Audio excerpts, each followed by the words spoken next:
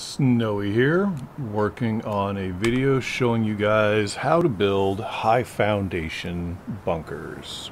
This is a design that we've employed these a lot in the recent months, and we're enjoying the hell out of them. They do really make for some interesting and very, very cheap hard targets. So this design, this sort of bird wing design thing, came about as a happy accident, but the basic design here is this is a high foundation, and the rest of the foundations are low foundations. And this particular build, because I'm on a perfectly flat set of terrain, you can open from either side. Now that's not always the case, but you can here, and you've got a TC, you got room for some boxes, furnaces. It's a handy little setup. And it's also a very versatile setup. We use these for actually a few things. Now I'm going to point out that you don't need that bit. You just need the rust gods to let you place a game piece that you should be able to place, and you almost never can. There you go. So the triangle plus the square. You don't even have to have this, but that triangle lets you get in and out. So that's why we do that. If you just attach a square to this, you're not going to be able to get in and out. You have to access everything from the door, which is fine. We use those too. So this is basically one of our minimalist ones. It's big enough for 2 large boxes and a flame trap, or large box and a furnace and a flame trap. But the flame traps, if you're unfamiliar, these things are very, very angry. We like them for their anger, because if you can just wedge one in the corner, now if anybody approaches this who doesn't have TC, that thing activates and seals the bunker instantly. And if someone's dumb enough and somehow manages to get in the bunker, they're a corpse inside the bunker now. You're not surviving that. And if somebody throws a C4, a satchel, a grenade, rocket, sure, it might blow up the TC, that's a given, but if it blows up the flame trap also blows up in a big fireball, which seals the TC. So while these are blueprint free, you do want to keep your eyes open for that flame trap blueprint. It does make these much more secure.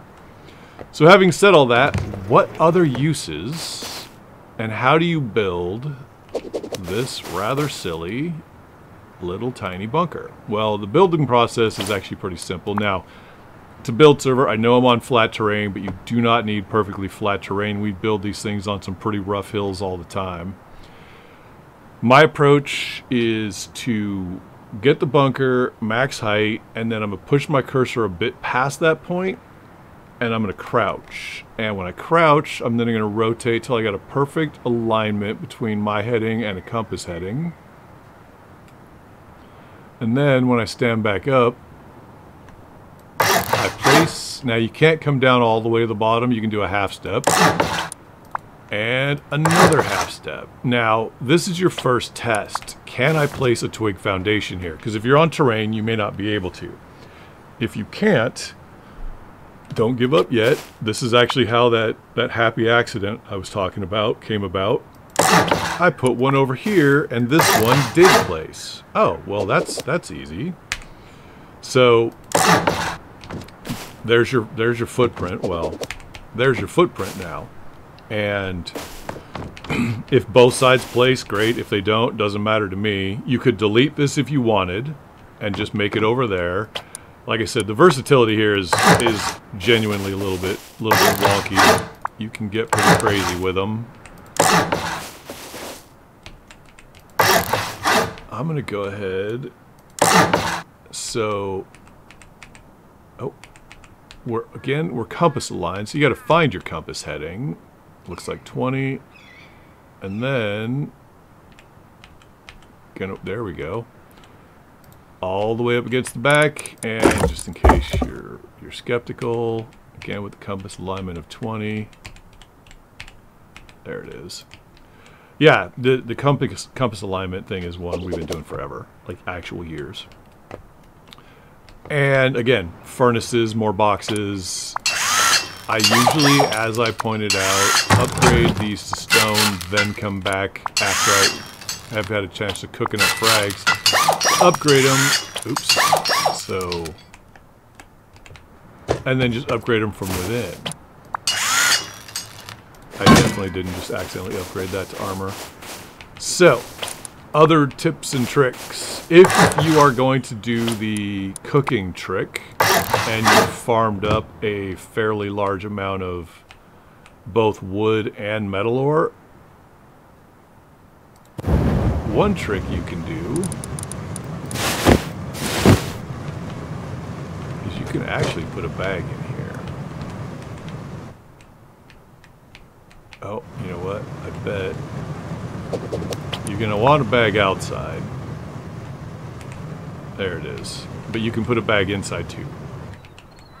And I wouldn't want to bag in here on a permanent basis. But if you're cooking frags and you're doing something else at another base, you bag in here, you reload the furnace, you put the frags in the TC. This whole thing, upgrading these things, is 200 for the walls, 100 for the roofs,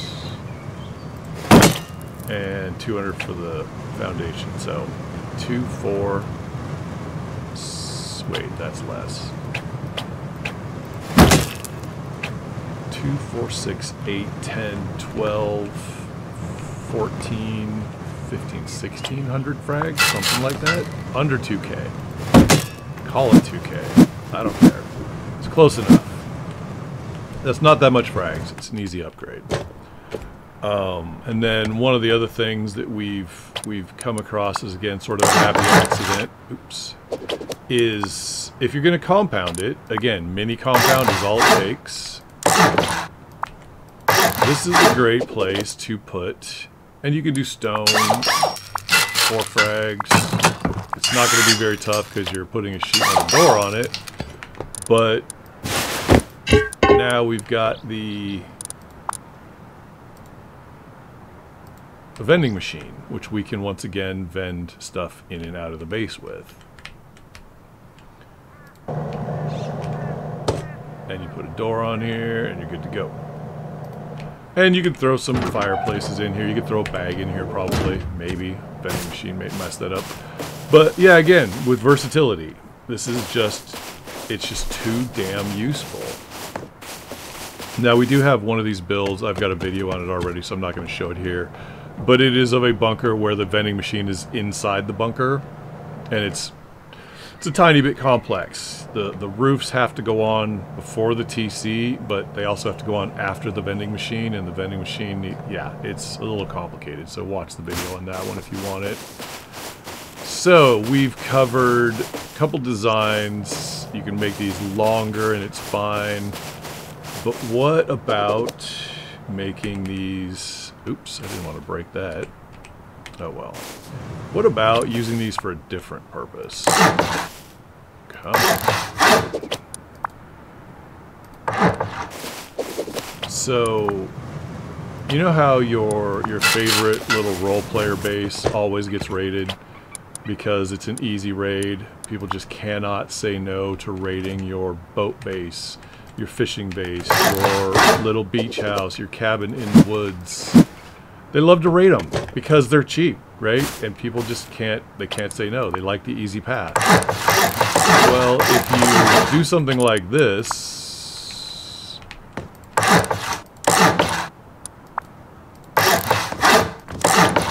what you have is a slightly more expensive, and you could do it over here too, 1x1. Oh wait, you gotta put some walls up.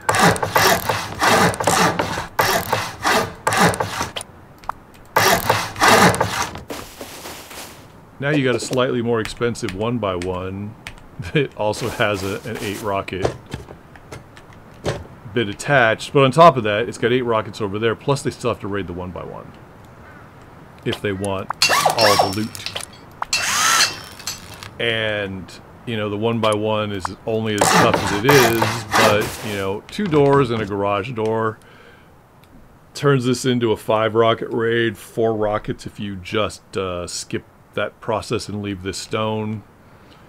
But once again, it is just not an expensive thing to do to turn one of these crappy little bases into, again, a much more usable base, because it's a harder target. People don't like to raid the bunkers. They're too expensive, and they already know there isn't any friggin' loot in them. Of course, on the server I usually play on, they're probably trained that when they see these bunker, they know there's not any loot in them, because we try not to keep much high-value loot in them. I mean, we will sometimes when we have to. You got to move loot or whatever, but most of the time we're moving it around, we're using it, we're trying to spend resources as they come in and not sit on them. But that's another advantage here is, I mentioned these aren't expensive. And what I meant was, they're not expensive. 180 frags and 400 stone a day for a base, which is effectively 2 bases, and on top of that is 7... It's at least 11 rockets on 2 separate bases to get access to everything. So that build cost, that raid cost versus that upkeep cost are way out of line with each other. It's fantastic. They're out of line in your favor as the defender, as the offline defender. I just did a similar version to this. It's another bunker, which I'll show you, but I built a fishing base in the snow out on one of the ice sheets, so not an iceberg, but on an ice sheet. And the ice sheets, the icebergs, the stone formations that you see as you're running around the world, and the ice lake, also the ice lakes. You cannot build a high foundation bunker on those. They don't work. So you need a new kind of foundation, or a new kind of foundation bunker for those. So let's reset this. And let's show you the new foundation bunker. So this time you get to start with the compass heading. You don't need to do any shenanigans for height. It's not a bad idea to come up a bit depending on how you're going to build this. It's not bad if you go up just at least high enough to be able to put a box down and put a box above it. Alright, so the way this one works, we got our compass heading. We got our foundations placed, so we're going to drop down into this hole with a square foundation. We're going to get heading aligned with the compass heading again. And I swear something happened to my mouse settings. Then you jump and then push back. So jump, then back, not jump and back. Because if you do both, you often don't go where you want to go. So now we're just got to get this compass aligned. We're going to drop back a bit, and I accidentally wiggled left or right. There we go. No, I don't think that's right. That was right. See how deep in this is? This little square is way inside those triangles. So that's what you're looking for. Then you push out a bit, and you're going to rotate. Now the direction doesn't matter as far as I don't care, but it might matter depending on where and how you're building. But you're going to rotate about 2.5 degrees. And it can be a tiny bit less. And then... Oh, there it is. See on the left, it's come, again, that triangle, or the square is way inside the triangle again. So we're going to drop that. There's a gap, and no gap on the other side. So there's a few ways you can test this, but since we're only at the twig stage right now,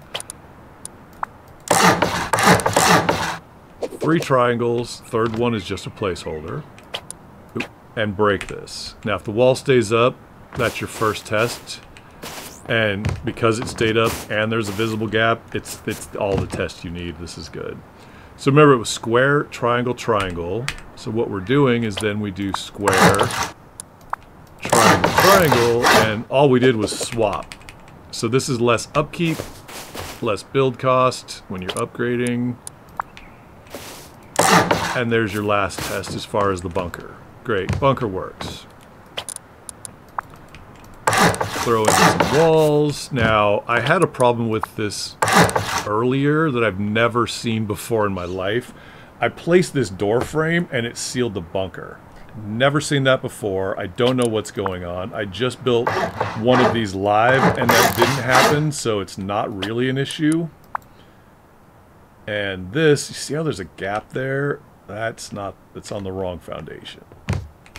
But we kind of need this, there we go, to seal the top gap, and you'll see what I mean. So at least sheet metal, high quality if you got it for the bunker. The rest of this final grade should probably be sheet. You can do high qual if you want. And I said the rest. I lied a little bit on that. You might go stone for this.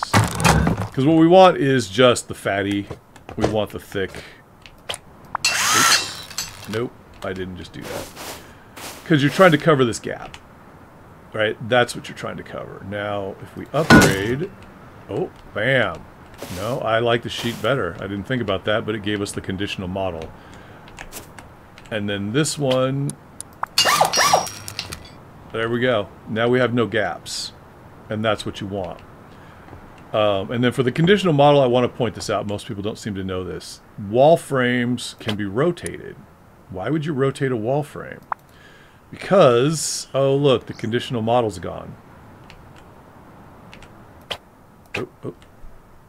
Rotate. Oh look, the conditional model's back. You want to see it in stone, because stone's a lot clearer. So if I place this from out here...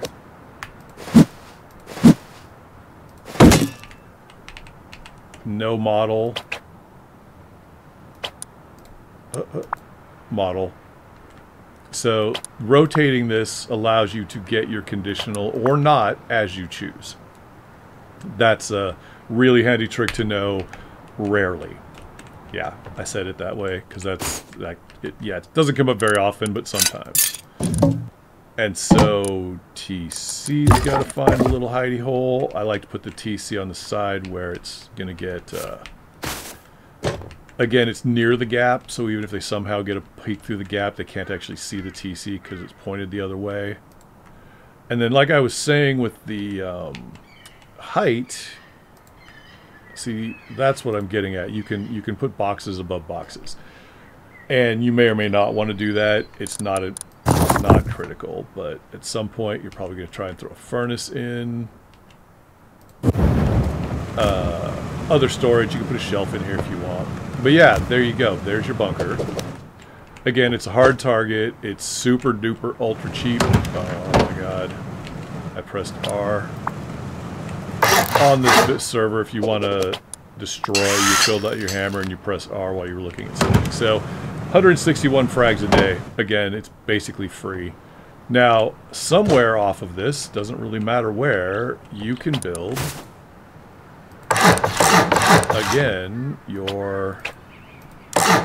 and this is the one I was talking about where I did this live.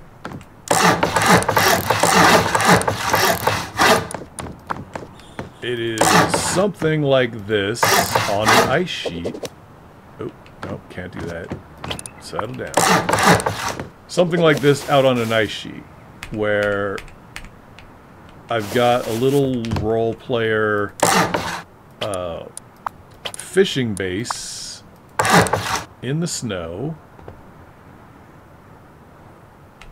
Let's do it this way. And it's got a little bit of extra storage over here for a reason. You don't, this is highly customized. You're going to have to build this base to the terrain you're dealing with. But on the server I'm on, I added the extra wall here because we're literally on the ice in the snow, throwing fishing, casting with fishing rods into the water. So out front of my shack, that was rude. Out in front of my shack, there's a space heater, so you don't freeze to death while you're out here fishing. Because this is right on the edge of the ice, or right on the water. It's great. But yeah, this is, just like I said, it's one of those, it doesn't need to be very tough because you've got a bunker attached. This base really doesn't need to be very tough because it's got a bunker attached, and the fattest loot you're going to have is like small sharks.